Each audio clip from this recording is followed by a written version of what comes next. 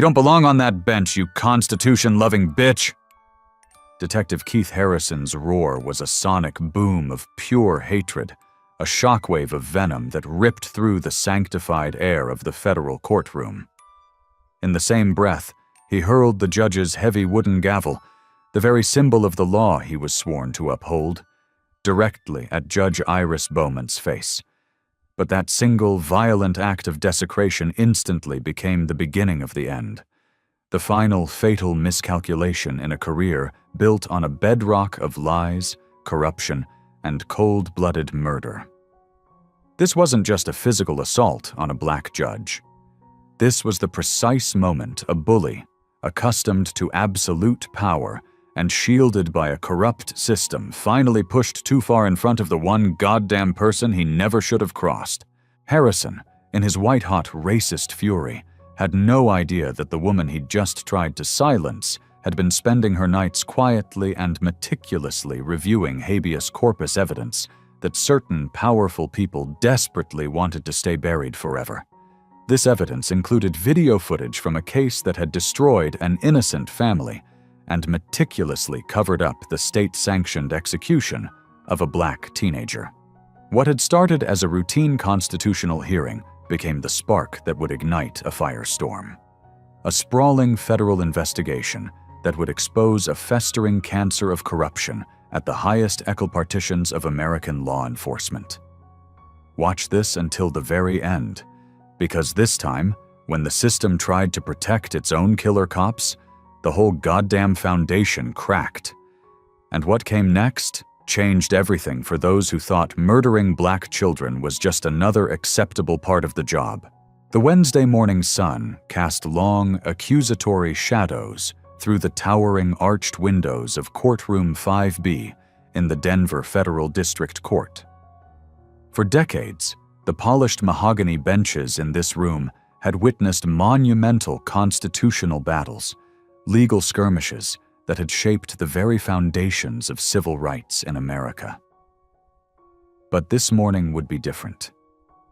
This would be the day that 15 years of systematic, state-sanctioned injustice would finally, spectacularly explode in the face of someone who had the power, the will, and the righteous fury to fight back. Judge Iris Beaumont adjusted her reading glasses, her gaze fixed on the habeas corpus petition that had been her obsessive companion for 4 straight sleepless nights. The document in her hands bore the desperate, tear-stained signature of Zaria Coleman, a mother whose 16-year-old son, Jude, had been rotting in the Denver County Jail for 8 agonizing months on charges that made no goddamn legal sense under any sane interpretation of Colorado law. The petition laid out the facts in stark, brutal detail. Jude Coleman, an honor roll student at East High School, had been arrested for conspiracy to commit aggravated assault on a police officer and possession of evidence indicating gang affiliation. But Judge Beaumont had learned to read between the lines of police reports long ago, especially those bearing the smug, self-satisfied signature of Detective Keith Harrison. At 46 years old, with 19 years of constitutional law experience under her belt, first as a tenacious public defender, then as a federal prosecutor, and now as a judge, she had developed an almost psychic instinct for recognizing the toxic patterns of abuse that others, either through fear or complicity, preferred to ignore. Jude sat at the defendant's table, swimming in the bright orange jumpsuit that had become his daily uniform. His hands were shackled, a gratuitous display of force for a teenager who posed no conceivable threat to anyone in the courtroom. At 16, he carried himself with the careful, heartbreaking dignity of a young man who had learned the hard way that survival in this predatory system often depended on making himself as small and non-threatening as possible, even while his constitutional rights were being systematically stripped from him. His mother, Zaria Coleman, sat bolt upright in the front row, clutching a worn manila folder as if it were a holy relic. Inside was the life Detective Harrison was trying to steal. Straight A report cards, glowing letters of recommendation from teachers, and official documentation of her son's acceptance to 3 different colleges. It was a folder full of evidence of a future that had been meticulously built and savagely stolen through fabricated charges and perjured testimony. Wait until you see what Harrison says when he realizes who he's really dealing with. The courtroom door burst open with the force of a man who had never been denied entry anywhere in his goddamn life. The heavy brass hinges protested with a loud groan under Detective Keith Harrison's aggressive entrance. At 6'3", with the solid, imposing build of a former Marine, Harrison filled the doorway like a conqueror, stepping onto territory he owned, not a public servant appearing before the constitutional authority he was sworn to serve. His dark blue uniform was a constellation of commendations and service ribbons, a carefully curated story of a 15-year climb through the department's ranks. But Judge Beaumont noticed the details others missed. The casual, proprietary way his hand rested on the grip of his service weapon during civil proceedings. The cold, calculating sweep of his pale gray eyes as they assessed potential threats not to public safety, but to his own manufactured narrative. When Harrison's gaze met Judge Beaumont's, a flicker of something ugly and familiar crossed his expression. It was something she had seen 1,000 times in her career, a look she recognized from decades of watching men of his ilk assert their dominance in her courtroom. It wasn't quite disrespect. Not yet. It was the subtle, corrosive dismissiveness of a man who viewed a black woman in a position of power as a temporary, inconvenient obstacle, not a legitimate constitutional officer of the court. "Your Honor," Harrison said, the words dripping with a condescending courtesy as he settled into the witness chair with the casual ownership of a king mounting his throne. "I appreciate the court taking time for this matter, but I want to assure you, Jude Coleman's arrest and detention were conducted according to strict departmental protocol and federal guidelines for gang-related activities." Judge Beaumont observed this theatrical performance with the steady, unnerving composure of someone who had spent a lifetime watching petty tyrants transform legal proceedings into personal theater. She had seen Harrison's type before. Men who confused their badges with crowns, men who conveniently forgot that in a democracy, constitutional authority flows from the people, not from the barrel of a government-issued gun. But what Harrison didn't know, what he couldn't possibly have suspected as he began to weave his familiar, well-rehearsed web of lies and half-truths, was that Judge Beaumont had been secretly building a federal case against him for 6 goddamn months. Hidden away in her secure judicial files was a mountain of evidence that would not just destroy his career, but would shatter the entire corrupt network of cops, prosecutors, and city officials who had protected his heinous crimes throughout his bloody rise to power. His next words are going to shock you beyond belief. The silence in courtroom 5B felt different this morning. It was charged with the kind of electric, ozone-heavy tension that precedes a constitutional reckoning. Harrison arranged himself in the witness chair like a king holding court, supremely blissfully unaware that he was about to provide testimony that would send him to a federal supermax prison for the rest of his miserable life. "Detective Harrison," Judge Beaumont began, her voice carrying the measured, unshakable authority of someone who had learned to command respect through sheer competence rather than cheap intimidation. "Please explain to this court the specific evidence that justified holding Jude Coleman without bail for 8 months on charges that appear, on their face, to lack any constitutional foundation whatsoever." What Harrison revealed next would prove, beyond any shadow of a doubt, that Jude Coleman was just his latest victim in a long and sickening pattern of racist violence. A pattern that had been protected by institutional silence for far, far too long.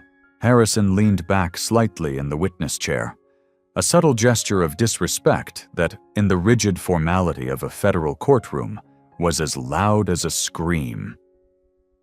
"Your Honor," he began, his voice exuding the practiced, unctuous confidence of a man who had told this same lie dozens of times without ever being seriously challenged. Jude Coleman was arrested during a comprehensive anti-gang operation targeting known criminal networks in the East Denver area. Based on intelligence gathered over several months, we identified patterns of behavior consistent with gang recruitment and initiation activities. Judge Beaumont made careful, deliberate notes, her pen moving with slow precision across a legal pad while her mind deconstructed his familiar, coded language. Anti-gang operation was Harrison's preferred euphemism for what community observers, in sworn affidavits, described as the systematic harassment of black teenagers, whose only crime was existing in neighborhoods where Harrison had unilaterally decided they didn't belong. Detective Harrison, what specific intelligence led to Mr. Coleman's identification as a target of this operation? She asked, her voice calm and even. For the first time, Harrison's smug demeanor flickered. He shot a quick glance toward the prosecutor's table, perhaps expecting a lifeline that wasn't forthcoming, before turning his attention back to the judge. Your Honor, Coleman was observed engaging in suspicious behavior patterns consistent with criminal organization lookout activities. He was frequently present in areas known for drug trafficking and gang recruitment. Judge Beaumont consulted her case files with practiced, almost theatrical precision. According to the arrest report you yourself filed, Detective, Mr. Coleman was waiting for the RTD bus at the intersection of Colfax and Federal at 7:15 a.m. on a Tuesday morning, on his way to school. Are you now testifying, under oath, that waiting for public transportation to get an education constitutes suspicious gang behavior in your professional opinion? The question dropped into the silent courtroom, like a stone into a still, deep pond, the ripples of its implication spreading outwards. Harrison's hands, which had been resting casually on the armrests of the witness chair, tightened into white-knuckled fists as he struggled to maintain his flimsy narrative under the weight of basic, logical scrutiny. But this wasn't Harrison's first time targeting innocent black kids, and Judge Beaumont fucking knew it. In the sanctity of her private chambers the previous evening, Judge Beaumont had spread Harrison's case files across her massive mahogany desk like pieces of a deeply disturbing puzzle. The pattern was as undeniable as it was horrifying. 23 arrests of juveniles in the past 2 years. 22 of them involved black teenagers. All were charged with flimsy, catch-all variations of gang-related activity, or conspiracy to commit violent crimes. There was Marcus Washington, 17, arrested for displaying gang colors while wearing his high school's red and black football jersey. There was Destiny Parker, 15, charged with criminal association for walking home with her own cousin, who had been previously arrested by Harrison. And there was Trevor Mitchell, a mere 14 years old, detained for aggressive posturing after having the audacity to ask Harrison why he was being stopped while walking home from the public library. Each case had been systematically plea bargained down to lesser charges or quietly dismissed on technicalities, a strategy that ensured Harrison's vile, unconstitutional methods never faced serious scrutiny in appellate courts. But there was one name that appeared again and again in Harrison's files, a name that made Judge Beaumont's blood run ice cold. Jude's older brother, Marcus Coleman, 17 years old. Shot and killed by Detective Harrison during what the official report cynically described as a justified use of deadly force. What she found in those files would shock you to your core. Detective Harrison, Judge Beaumont continued, consulting her notes with the same deliberate, maddening precision. You mentioned intelligence gathering over several months. Can you provide this court with the documentation of the specific criminal activities Mr. Coleman was allegedly involved in that warranted such prolonged surveillance? Harrison's jaw tightened almost imperceptibly. Your Honor, much of our intelligence comes from confidential informants and ongoing surveillance operations. Disclosing that information in open court could compromise those sensitive assets. The classic go-to excuse of a dirty cop with nothing to back up his claims. However, I can assure the court that Coleman's behavior patterns were entirely consistent with known gang recruitment methodologies. The answer revealed more than Harrison intended. It exposed a rotten law enforcement philosophy where suspicion was justification enough for detention, and baseless speculation was a perfectly acceptable substitute for actual, verifiable evidence. It was a philosophy that saw constitutional protections not as the sacred foundation of a just society, but as annoying obstacles to efficient policing. Behind her calm judicial exterior, Judge Beaumont's mind was a whirlwind, racing through the horrifying implications of Harrison's sworn testimony. She had spent the entire previous weekend doing more than just reviewing his arrest records. She had been diving deep into the precinct's broader operational statistics.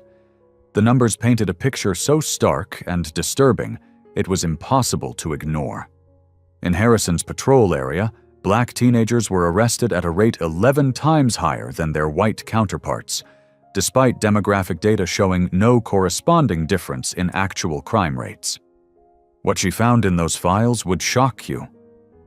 The breakthrough in her secret investigation had come 2 weeks earlier. FBI Special Agent Rebecca Torres, a formidable veteran from the Department of Justice's Civil Rights Division, had quietly approached Judge Beaumont with grave concerns about Harrison's flagrant and repeated constitutional violations. Torres, a woman with 15 years of experience in federal civil rights enforcement, had been conducting her own covert investigation after receiving a deluge of complaints from community organizations about Harrison's relentless targeting of minority youth. "Judge Beaumont," Torres had said during their confidential, off-the-record meeting in her chambers, "we've been trying to build a solid federal case against Harrison for 18 months, but every time we get close, local evidence conveniently disappears, or witnesses suddenly become reluctant to testify. He's being protected.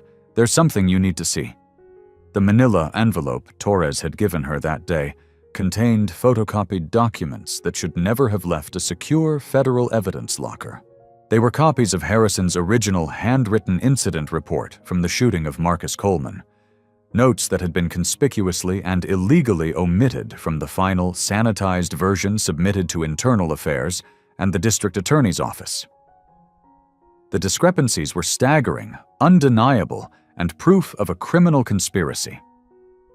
In his initial raw report, Harrison had written, "Subject appeared to be surrendering when engagement initiated." But the final official version stated, "Subject advanced aggressively toward officer position with weapon visible." The original report noted, "No weapon recovered at scene during initial sweep." The official report claimed, "Subject's firearm recovered 12 FT from body, consistent with dropping during fall." But most damning of all, Harrison's preliminary unguarded notes included the phrase, "Unclear why lethal force was necessary given subject's compliance and obvious fear." Judge Beaumont had read those words with a rising tide of horror, understanding that she was looking at concrete evidence of a cover-up so profound that it had to reach far beyond one rogue officer's mistakes. Someone with significant institutional authority had helped Harrison transform a cold-blooded murder into a heroic act of self-defense. And that same corrupt system was now being used to systematically destroy the victim's younger brother through fabricated charges. Harrison had no idea he was about to confess to something much, much worse. "Detective Harrison," Judge Beaumont said, her voice taking on a sharper, more dangerous edge that made several people in the courtroom physically sit up straighter. "In your 15 years in law enforcement, how many juveniles have you arrested for so-called gang-related offenses?" Harrison's eyebrows rose slightly, surprised by the change in tack, but not yet alarmed. "I don't keep an exact tally, Your Honor. Probably 80 or 90 cases over the years. Most get resolved with plea agreements. The kids learn a lesson, avoid future criminal involvement. It's a positive outcome." "And of those 80 or 90 cases, what percentage would you estimate involved minority juveniles?" The question dropped into the courtroom like a constitutional bombshell. Harrison's confident mask finally began to crack. He glanced around the room, a cornered animal searching for an escape route that simply didn't exist in a federal court operating under the 14th Amendment's Equal Protection Clause. Your Honor, I don't pay attention to race when I'm making arrests. I respond to criminal behavior patterns, not demographics. That's admirable, Detective, Judge Beaumont said, her voice dripping with irony. But surely you can provide the court with a rough estimate. Half? 3/4? Harrison's hands clenched back into fists. He finally realized the nature of the constitutional trap being meticulously constructed around his own sworn testimony. Your Honor, I patrol areas with diverse demographics. It stands to reason that my arrests would reflect the population of my assigned territory. Judge Beaumont consulted her files with that same deliberate, maddening precision. According to the most recent census data, Detective, your patrol area is 42% Black, 31% Hispanic, and 27% white. Would you be willing to testify, under oath, that your juvenile arrests for the past 5 years reflect that demographic breakdown? The mathematical precision of the question left him no room to deflect or evade. Harrison's face had gone chalk white. When he finally spoke, his voice carried a raw edge of desperation that betrayed his full understanding that his testimony was creating an unassailable constitutional case against him. His next words revealed everything. Your Honor, with all due respect, I don't think racial statistics are relevant to this specific habeas corpus petition, he sputtered. We're here to discuss one individual case involving one specific defendant who engaged in documented criminal behavior. Judge Beaumont leaned forward slightly, her dark eyes never leaving Harrison's increasingly panicked face. Actually, Detective Harrison, a clear pattern of discriminatory enforcement is absolutely relevant to constitutional analysis under both the 4th and 14th Amendments. When a law enforcement officer's arrest record shows such extreme racial disparities, it raises fundamental questions about equal protection and selective enforcement. This hearing is about Jude Coleman, but it is also about the Constitution of the United States. Harrison's composure finally shattered completely, revealing the molten core of rage that always lurked just beneath his professional facade. Your Honor, with due respect, he snarled, I've served this community faithfully for 15 years. I have put my life on the line to protect its citizens, including citizens who look like you. The phrase, citizens who look like you, hit the courtroom like a sonic boom. It was a verbal explosion of raw, undisguised racism.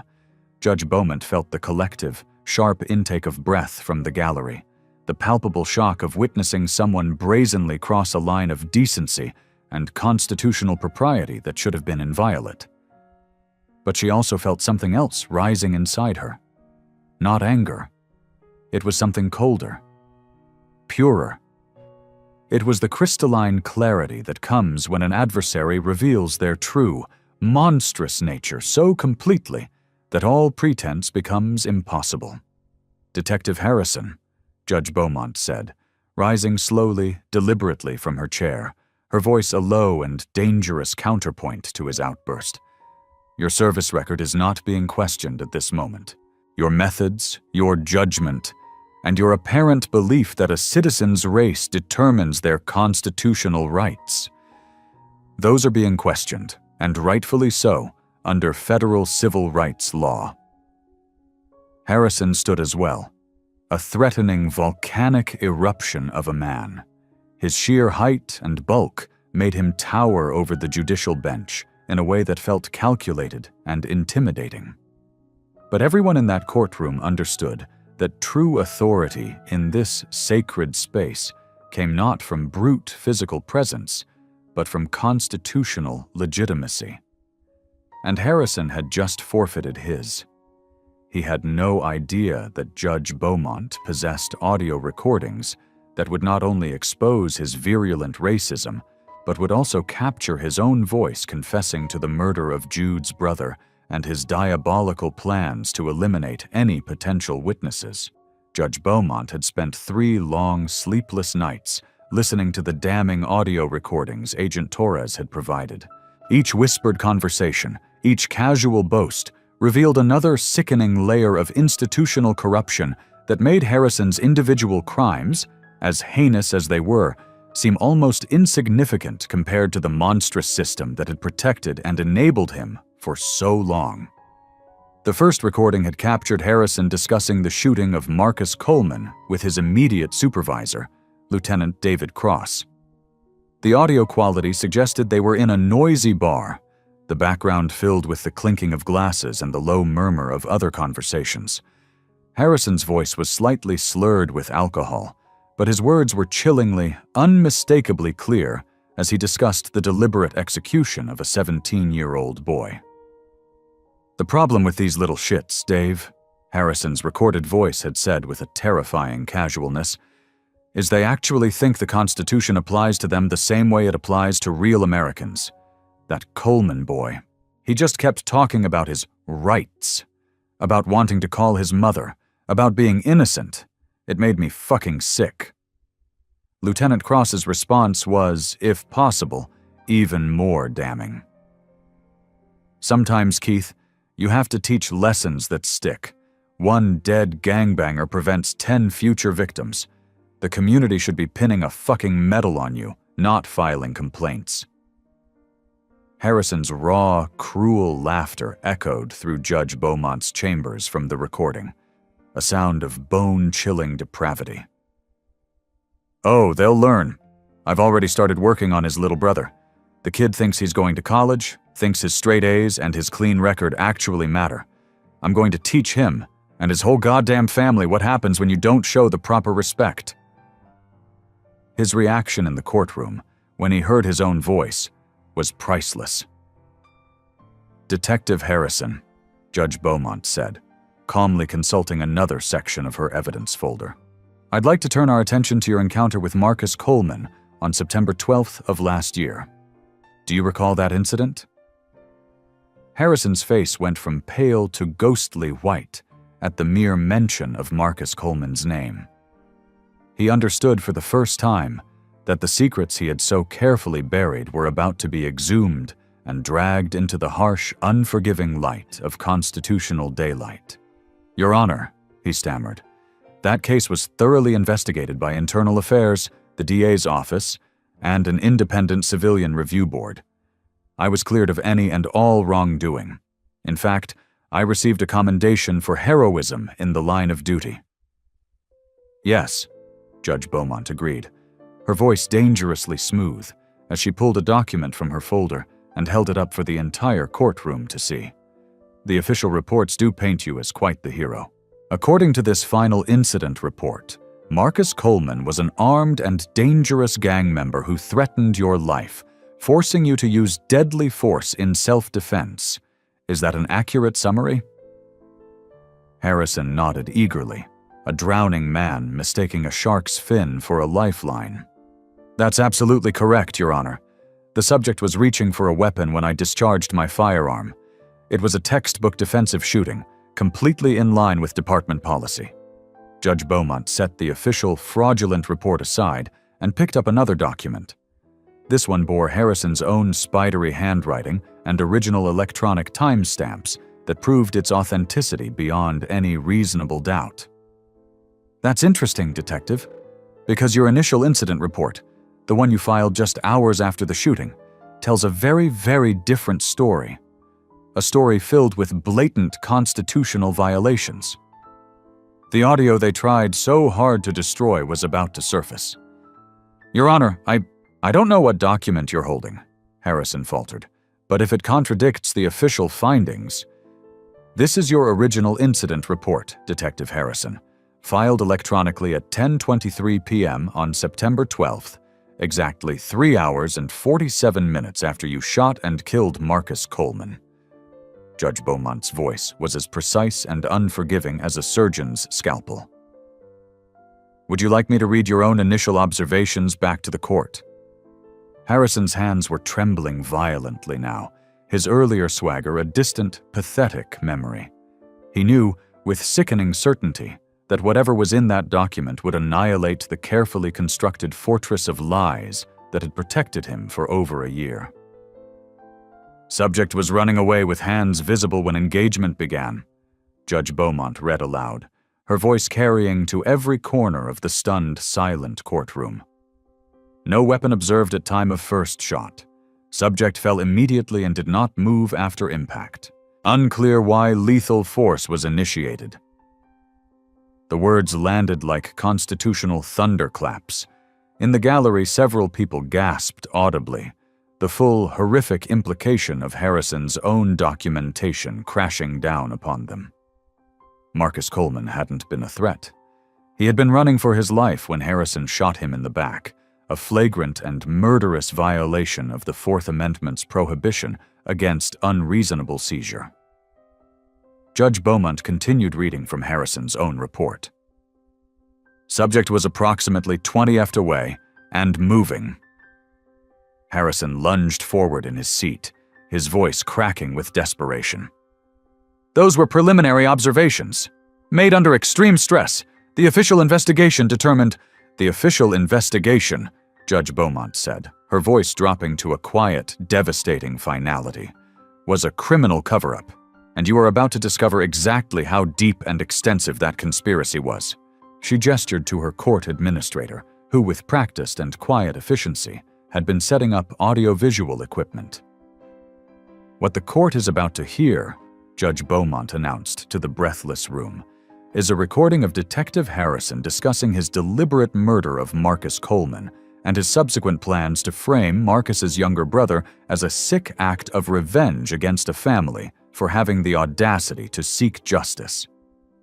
The courtroom speakers crackled to life, filled with the unmistakable voices of Harrison and Lieutenant Cross, captured by a federal wiretap in the dim, conspiratorial atmosphere of Murphy's Tavern on East Colfax. Harrison's recorded voice, thick with booze and malice, filled the constitutional silence.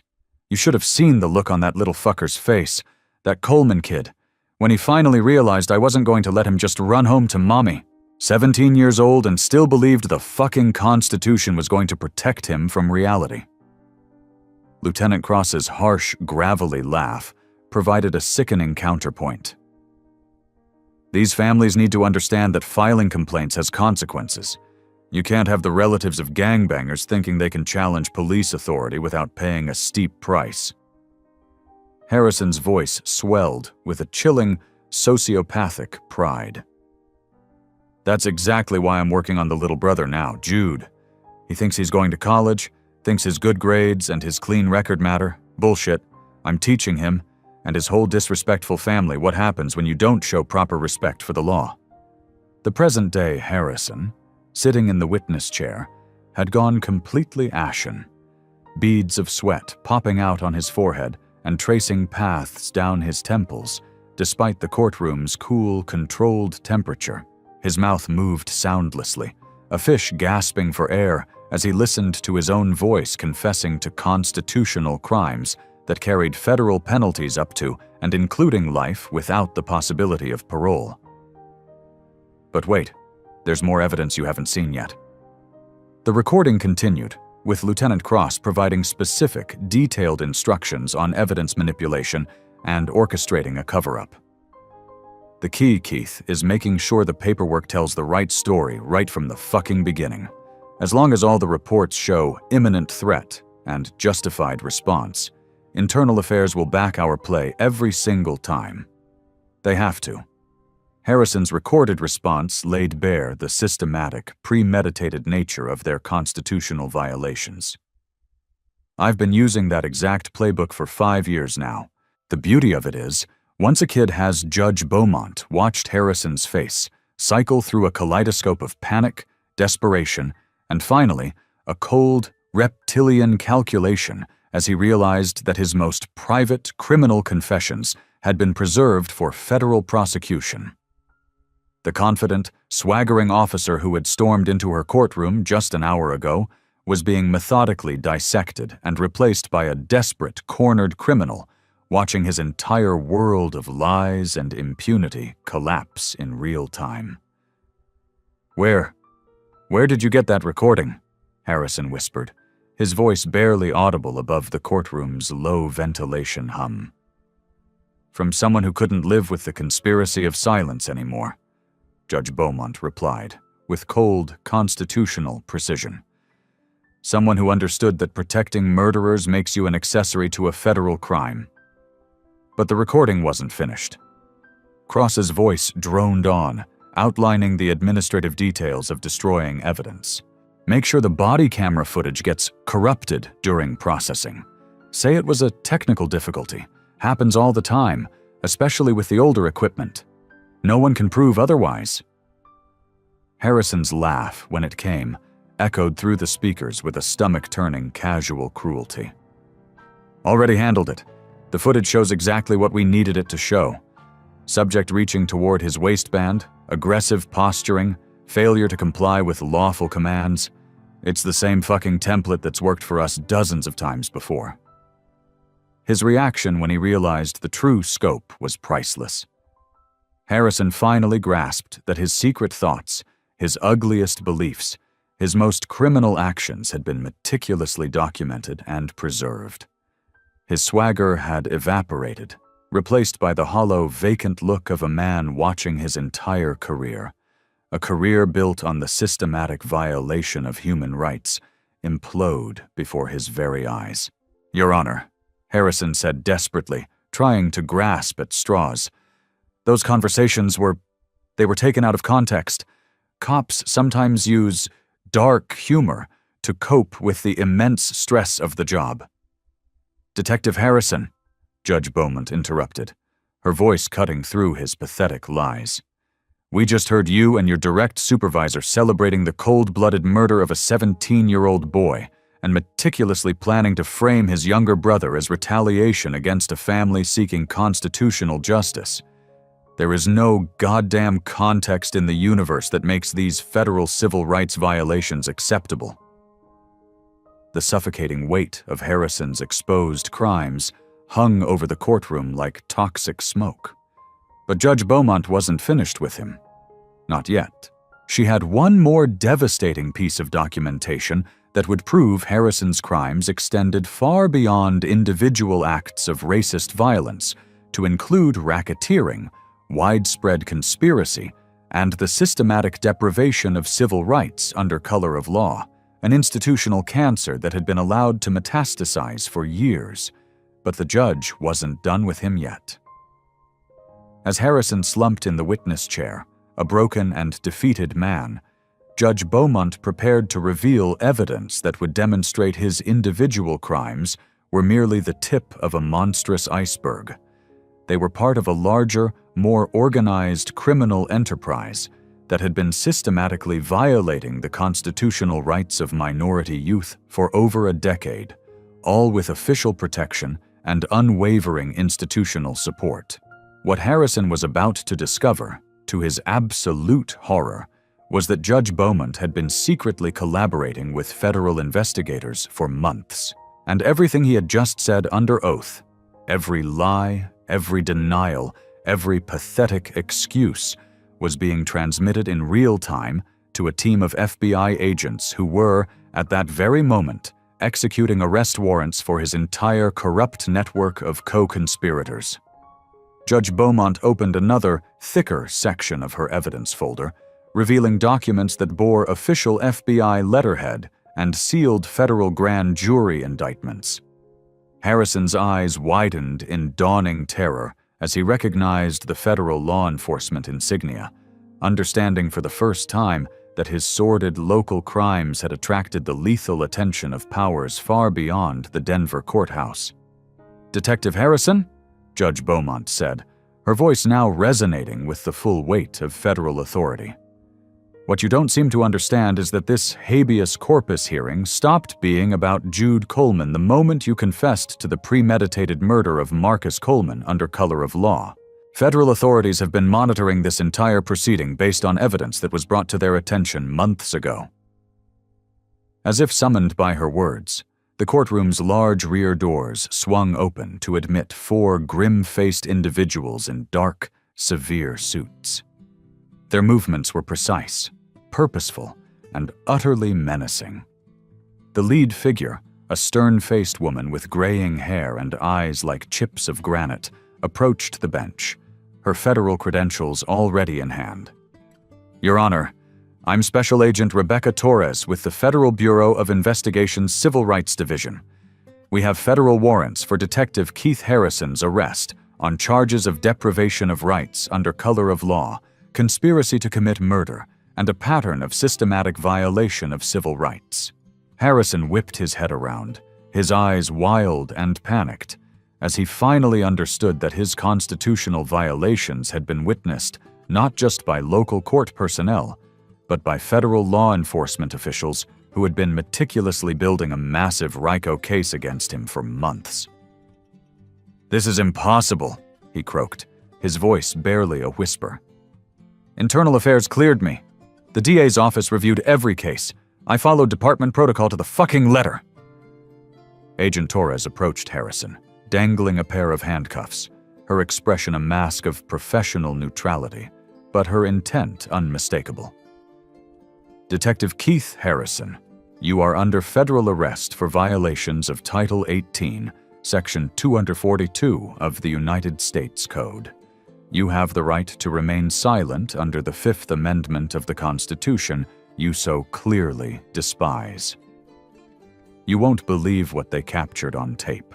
As Agent Torres began to read Harrison his Miranda rights, Judge Beaumont knew there was one final devastating piece of evidence that had to be entered into the record before he was taken into federal custody. The audio recording they'd just heard was more than enough to secure multiple life sentences. But there was another conversation, a much more recent one, that would expose the full, breathtaking scope of the criminal enterprise he was a part of. "Agent Torres," Judge Beaumont said, holding up a hand to pause the arrest.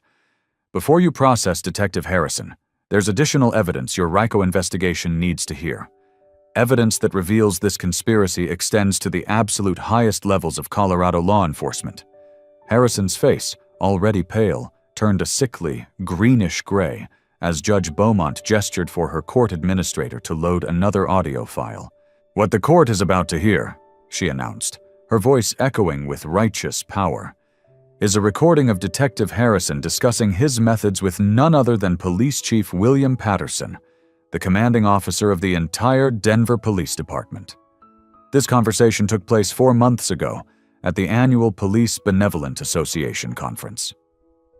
If you believe that young people like Jude Coleman deserve constitutional protection from corrupt officers like this, type justice below." The speakers filled with the cacophony of a crowded conference room, a backdrop of administrative noise. Harrison's voice emerged from the din, slightly drunk, but clearly discussing his criminal approach to law enforcement with his own chief of police. "Chief Patterson," Harrison's recorded voice said, filled with smug self-importance, "I just wanted to thank you personally for backing me up on that Coleman shooting. Some of the community leaders have been making noise, asking questions about my methods, but it's damned reassuring to know that command supports proactive policing." Patterson's gravelly, whiskey-soaked voice responded with the casual authority of a mob boss, revealing the deep institutional nature of the conspiracy. "Keith, you just keep doing what needs to be done to maintain order in those communities. The public doesn't understand the realities of urban law enforcement. Sometimes all these constitutional niceties have to take a backseat to public safety. It's the only way." Harrison's current reaction in the courtroom was a study in complete psychological collapse. He finally understood that his private, conspiratorial conversations with the city's highest-ranking law enforcement official were now part of a federal criminal investigation that could result in RICO prosecutions reaching all the way to the goddamn mayor's office. "Wait until you see what happened to the other officers." The recording continued, with Patterson providing specific criminal guidance on how to avoid federal civil rights prosecutions. "The key is the documentation, Keith. It has to support your threat assessment and the imminent danger findings.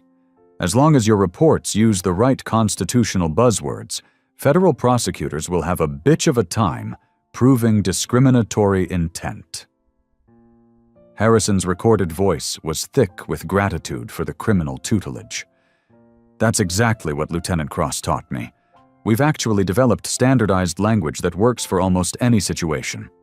Aggressive posturing, failure to comply with lawful commands, reasonable fear for officer safety. It's fucking impossible for those civil rights attorneys to prove what a cop's real intent was. This wasn't just corruption. It was a carefully engineered, systematic approach to circumventing the Constitution itself. But what Harrison was about to hear next would prove that his individual crimes were part of a vast statewide network of police corruption that included coordinated evidence tampering, rampant witness intimidation, and the systematic elimination of constitutional rights for any minority youth who dared to question their authority. The scope of the federal investigation expanded in real time as the recordings continued, revealing insidious connections between Harrison's individual crimes and a sprawling, statewide network of officers.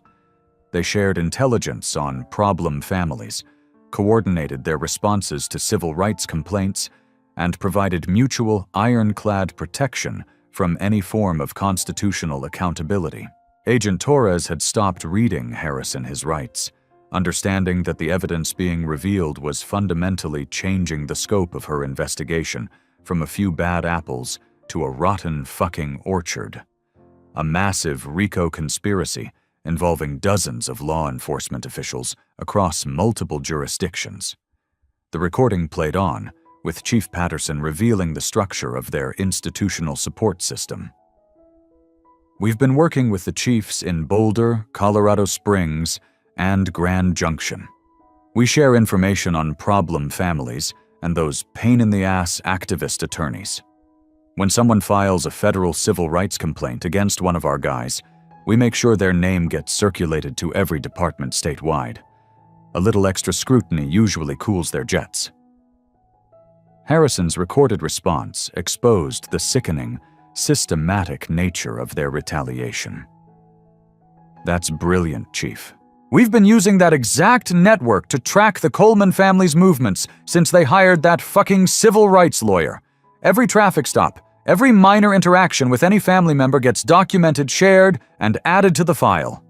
Judge Beaumont felt a cold, righteous satisfaction as she watched the constitutional foundations of Harrison's criminal enterprise crumble into dust in real time. Agent Torres's radio crackled with clipped professional updates from other federal teams executing simultaneous operations across the state. Command, we have Chief Patterson in custody at his residence. Lieutenant Cross is barricaded in his office at headquarters, but he is contained. We've seized approximately 600 case files and 23 computer servers from 4 different police stations. Harrison, now on his feet and being hauled away by 2 massive federal marshals, finally snapped. This is all because of one punk gangbanger, he bellowed, his face contorted with rage and disbelief. Everything was fine.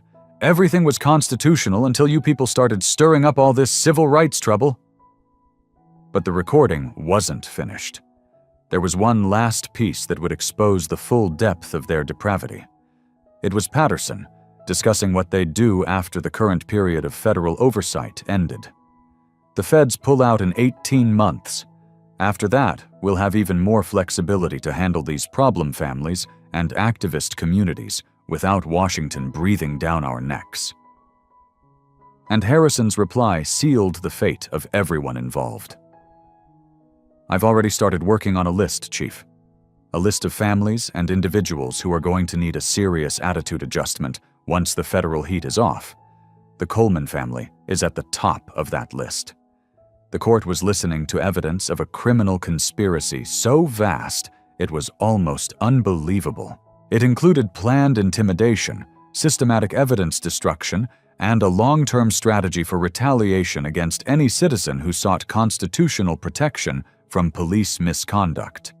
But what Judge Beaumont was about to reveal next was the final, most horrific piece of the puzzle.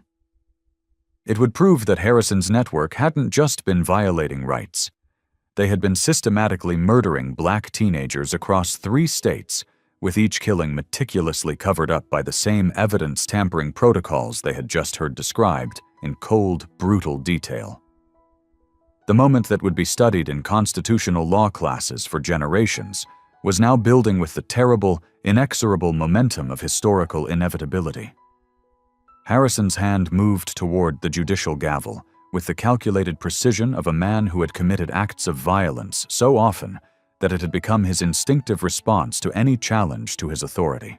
Judge Beaumont observed his movement with the steady, unbreakable composure of someone who had spent her entire career refusing to be intimidated by violent men who confused physical dominance with legitimate power. Federal agents throughout the courtroom tensed, but their orders were clear. Document the assault. Let it happen unless her life was in immediate danger. The constitutional implications were too important. They needed the world to see his complete rejection of the law. Harrison's fingers closed around the polished wood of the gavel. "Judge Beaumont," he said, his voice dropping to a low, venomous whisper that somehow carried to every corner of the courtroom. "It's time someone taught you the difference between legal theory and real-world consequences." "Detective Harrison," Judge Beaumont replied, her voice maintaining perfect judicial composure. "The only lesson being taught here today is that the Constitution will always prevail over authoritarian violence, regardless of the personal cost to those who uphold it." "You constitutional-loving bitch!" Harrison screamed, his voice a raw, primal roar of a man whose world of protected criminality was finally facing accountability. "You think hiding behind your robes protects you from people who understand real power." The gavel flew from Harrison's hand with the force of a trained fighter, spinning through the air directly toward Judge Beaumont's head. Federal cameras captured every single frame, documenting his complete and utter rejection of judicial authority. Crack! The gavel struck Judge Beaumont square in the center of her forehead with a sickening, devastating impact. The sound echoed through the marble courtroom like a constitutional thunderclap. She staggered backward from the force of the blow, but she did not fall. Blood streamed down her face, staining the front of her black judicial robes, but she remained standing. Her eyes never closed. Her dignity never wavered. Her authority never diminished. She remained upright behind the judicial bench, refusing to give this violent thug the satisfaction of seeing the rule of law brought to its knees. The courtroom erupted in controlled chaos as federal agents swarmed Harrison with practiced, overwhelming force, while others moved to protect the judge. Harrison stood over the bench for a fleeting second, a conqueror surveying his territory, his face twisted with savage satisfaction. "That's what happens when you forget your fucking place," he snarled, but his moment of triumph was pathetic and brief.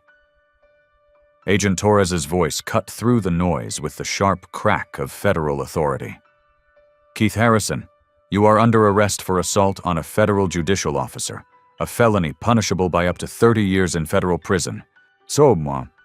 The man who had entered the courtroom with arrogant impunity was now face down on the cold marble floor, his hands cuffed violently behind his back, his world collapsing around him. Judge Beaumont slowly pulled herself upright, her face a mask of blood, but her voice the embodiment of unbreakable resolve. "Let the federal record show," she stated clearly, "that Detective Keith Harrison has physically assaulted a sitting federal judge during constitutional proceedings before multiple federal witnesses, thereby demonstrating his complete and total rejection of the rule of law. But his violent, desperate act was only the beginning of the reckoning. It was the signal. While Judge Beaumont's courage would inspire a generation, federal agents were, at that very moment, executing simultaneous arrests across 3 states, bringing down the largest and most corrupt police network in modern American history. 2 years after the sound of the gavel echoed through the halls of justice, Zaria Coleman knocked softly on the door to Judge Beaumont's chambers. She carried a small, wrapped package. Jude had not only been released, but had graduated as valedictorian and was now at Howard University on a full scholarship, studying to become a constitutional law attorney. The photo she brought was of her two sons, smiling, with an engraved plaque that read, "Constitutional justice delayed is not justice denied when good people decide to speak truth to federal power." The Harrison case became a watershed moment. The federal consent decree that followed became a model for police reform nationwide. Crime rates in the over-policed neighborhoods actually dropped as community trust was slowly, painfully rebuilt. Jude, in his graduation speech, said, "Judge Beaumont showed me that one person, armed with the law and a refusal to be intimidated, can change everything." Judge Beaumont kept the photo on her desk, a daily reminder. The scar on her forehead had faded, but remained visible, a permanent mark of the moment she chose constitutional dignity over personal safety. Harrison was serving multiple life sentences in a federal supermax prison, a cautionary tale taught to every new FBI agent. His name was a synonym for corruption. Her name became a synonym for courage. The system he had perverted had, in the end, been purified by the fire he himself had started, because he made the fatal mistake of attacking a woman who was not just a judge, but the living, breathing embodiment of the Constitution he so violently despised. Thank you to everyone who typed justice and to all who shared their locations from around the world. Your global support for these constitutional principles means everything. If these stories inspire you, please subscribe to join our community and help us share more incredible tales of courage and federal justice. Until next time, keep believing in the power of constitutional truth.